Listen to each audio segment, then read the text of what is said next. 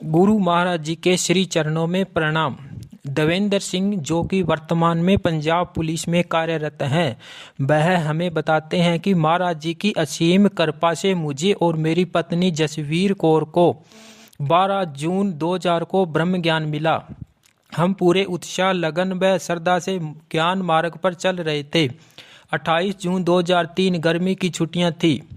मेरा 6 वर्ष का पुत्र मेरे भतीजों के साथ घर के पास वाले गुरुद्वारे गया।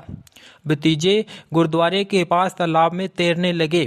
मेरे पुत्र को तैरना नहीं आता था, इसलिए वह एक वृक्ष के नीचे बैठकर अपने भाइयों को तैरता हुआ देखने लगा। कुछ देर बाद उसे न जाने क्या सूझी, उसने भी तालाब में छलांग लगा दी। तैरना न आने के कारण उसकी तालाब में डूबने से मृत्यु हो गई। इस गहरे सदमे को मेरी पत्नी सह नहीं पाई और उसे दौरे पड़ने लगे। कई महीने बीतने के बाद भी जब वह ठीक नहीं हुई, तब मेरे सास ससुर और अन्य करीबी रिश्तेदार हम पर अनाथ आश्रम से बच्चा गोद लेने के लिए दबाव डालने लगे। मुझे कुछ समझ नहीं आ रहा था कि क्या सही है और क्या गलत। मैं महाराज जी के दर्शन करने नूर महल चला गया। जैसे ही मैंने महाराज जी के कक्ष में कदम रखा, महाराज जी ने मुझसे पूछा, क्या हाल है? मैं बोला, महाराज जी आप तो सब जानते हैं, आप तो अंतर्यामी हैं। अगर आप फिर भी पूछ रहे हैं तो मैं आपको बता देता हूँ।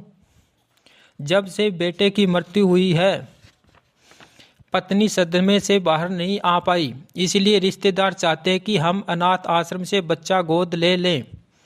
महाराज जी बोले, और तू क्या चाहता है? मैं बोला, महाराज जी इस समय मैं उस दुराई पर खड़ा हूँ जहाँ मुझे पता नहीं चल पा रहा कि मैं क्या करूँ। कोई भी निर्णय ले पाना मेरे बस की बात नहीं है। कृपा कर आप ही मुझे रिश्ता दिखाएं। कृपा कर आप ही मुझे रास्ता दिखाएं।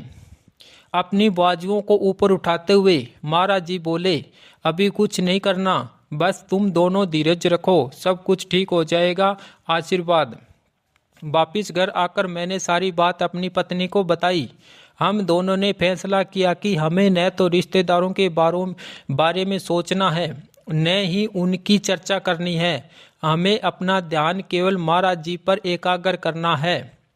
हम महाराज जी को ही देखेंगे, उन्हीं की चर्चा करेंगे, उन्हीं का स्मरण और ध्यान करेंगे, उन्हीं की आज्ञा मानेंगे। और हमने ऐसा ही किया। फिर मई 2004 मेरी पत्नी को महाराज जी ने साधना में कहा, इस जीवन काल में आपके भाग्य में एक ही संतान थी और वह आपको मिल चुकी है। पत्नी ने मन में सोचा, हे प्रभु, अगर परीक्षा ले रहे हो तो उसमें उत्तीर्ण भी आप ही करना।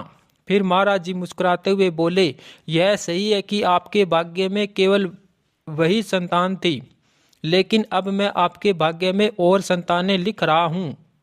शीघ्र ही महाराज जी के वचन सिद्ध हुए। पहले हमारे घर पुत्र और फिर एक पुत्री का जन्म हुआ।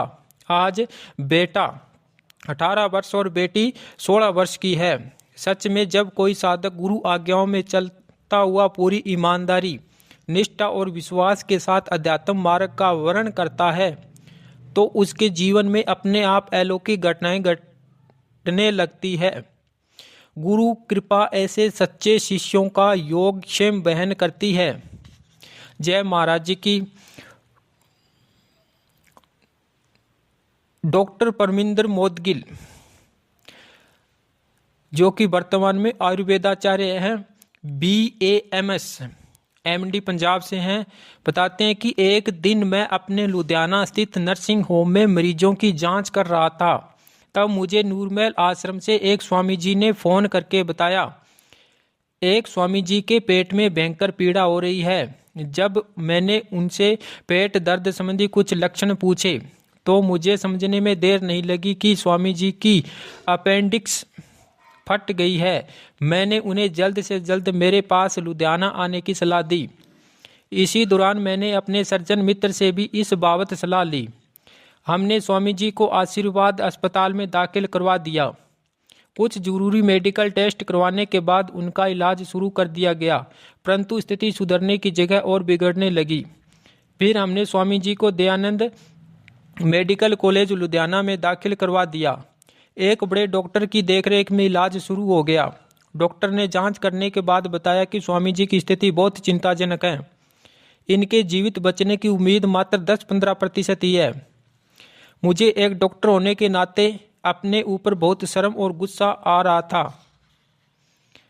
क्योंकि मैं चाहकर भी कुछ नहीं कर पा रहा था। जब मैं ऐसी शर्मनाक स्थिति से उबरने में असमर्थ हो गया, तब मैंने महाराज जी को फोन कर सारी स्थिति बता दी। मैंने महाराज जी को बताया कि यहाँ के डॉक्टर स्वामी जी को चंडीगढ़ ले जाने की सलाह दे रहे हैं। तब महाराज जी बोले, घबराओ मत, उसको वहीं रखो। कर्मों का थोड़ा बहुत फल तो उसको भोगना ही पड़ेगा, पर उसे अंत में कुछ नहीं होगा। जैसा जैसा मैं कहता हूँ वैसा वैसा करते रहो। आशीर्वाद। हमने पूरी निष्ठा से महाराज जी की आज्ञाओं को सन्मुख रख उनका पालन किया। कालांतर में गुरुदेव के वचन सिद्ध हुए। महाराज जी ने अपने शिष्य को संस्कारों की आंधियों में से सुरक्षित बाहर निकाल उस पर आशीर्वाद की वर्षा की।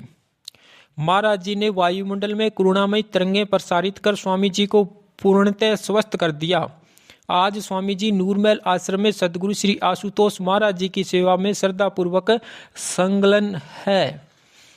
साधना सेवा करते रहो। जय महाराज जी की।